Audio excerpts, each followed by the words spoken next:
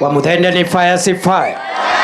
Wamuthende ni noma si noma. Who is Leo Wamuthende, and why has he suddenly become the name pushed hardest onto the people of Mbeere North? Wamuthende, Wamuthende, Wamuthende, Wamuthende, Wamuthende, Wamuthende. You see, for weeks, his face has been plastered across social media feeds, his profile boosted by State House loyalists, and his candidacy framed as a silver bullet for every local concern ahead of next week's by-election.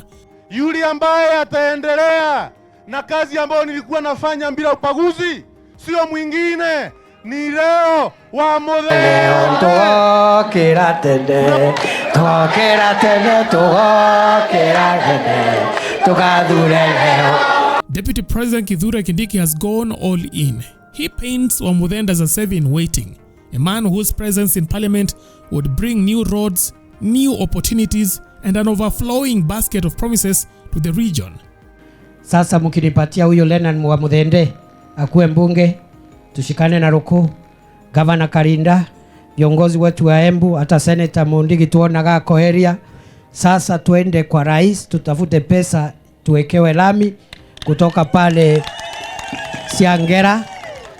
Siangera pale primary school kwenda mpaka Erira, kuvuka mpaka Kase kule Mwingi North. Bokwenda tuweke barabara ni lami. Kindiki's rallies read like coronations, but while he pushes the bright new narrative, the shadows from Wamuthende's recent past keep spilling into the daylight. But the troubling part is how fresh that past is. Not 5 years old, not even a decade, just 3 months ago.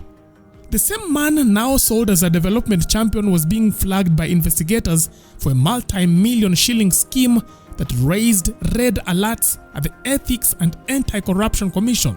And so these are the people who sometimes are used to create companies, fictitious companies that are going to be used to tender in government and steal the resources, place them in their own private accounts that have been opened. In August 2025, Wamuthende's name first made news when the Daily Nation linked him to a questionable tender for an oxygen plant at Kenyatta National Hospital.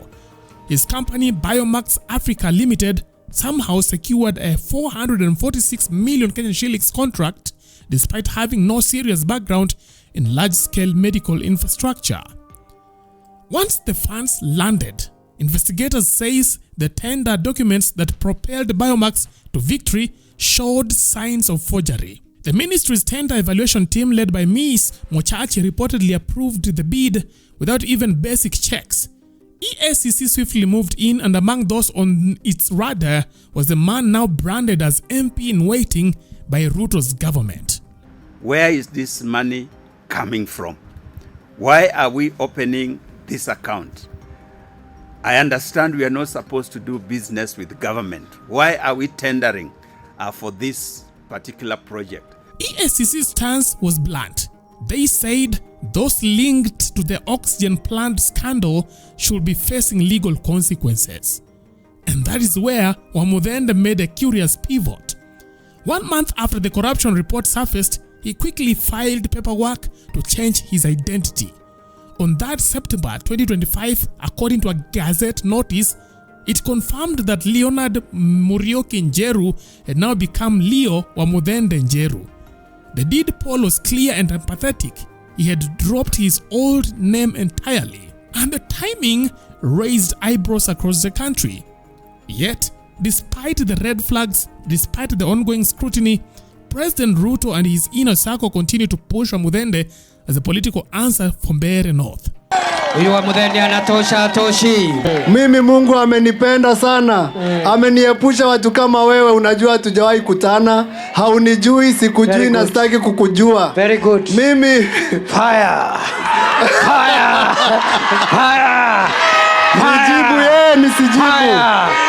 Nimjibu nisimjibu. Nisimjibu nisimjibu. Bibi yangu unamuuliza nini? Mimi nakwambia wewe Karish, umeharibu mabibi ya watu hapa Mbeere North. Bibi yangu haendi disco, ndio maana umjui. Bibi yangu si wa disco. Tutachagua leo Wamuthende, tutampeleka bunge. Leo atapita aende akuwe mbunge wetu. Aendelee na ile kazi nzuri Mheshimiwa Ruto alikuwa amefanya. And this creates an awkward paradox for the president. He has built a reputation on promises to crack down on graft, lecturing the nation repeatedly on the cause of corruption. By virtue of the position I hold today, I am a consumer of raw intelligence. I know what's going on. Where does somebody find 150 million? Where? Huh?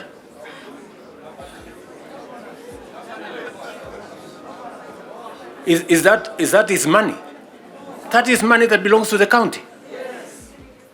Is that correct or not correct? Yes. Let me ask you, members of parliament who are seated here. Do you, for example, know, do you, for example, know that a few members of your committee collected 10 million shillings so that you could pass that law on anti-money laundering? Did you get the money?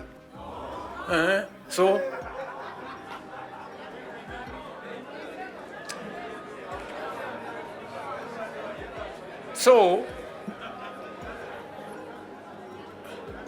going forward, si tunataka tukubaliane, si we are one team. Yes, there are people who are destroying the credibility of parliament. And they are collecting money in the name of parliament.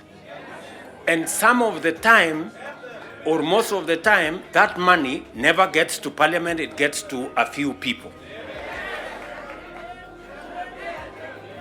We are not going to shame them. We are going to arrest them. But now, he is championing a man flagged by the very institutions meant to keep leaders in check. Na waomba kwa unyenyekevu mchague Mheshimiwa Leonard Muriuki Wamuthende. Huyu Wamuthende anatosha atoshi. Huyu Wamuthende anatosha atoshi. Wamuthende anatosha atoshi. Sasa Gachagua, haya nakwambia nikukanye. Huku ni Mbeere. Na huku Mbeere hatutaki hiyo ujinga. Wewe unijui na mimi sikujui. Mungu ananipenda sana. Ameniepusha shida ya watu wabaya kama wewe. Watu wenye chuki. Unakuja Mbeere, kitu ya kwanza ni kusema sina nyumba. Kwani mimi nalalanga kwako? Mimi nishawahi kuja kwako nikwambia nimekosa mahali ya kulala. Hii miaka yangu na angalia ndevu yangu ya white ati sina nyumba. Shame on you. Wewe wacha hiyo mambo yako wa Munyoro. So the big question is Leonard Wamuthende really the answer for Mbeere North? Leave your thoughts on our comment section. That is it for now. Thanks for watching. Let's meet next time. Bye-bye.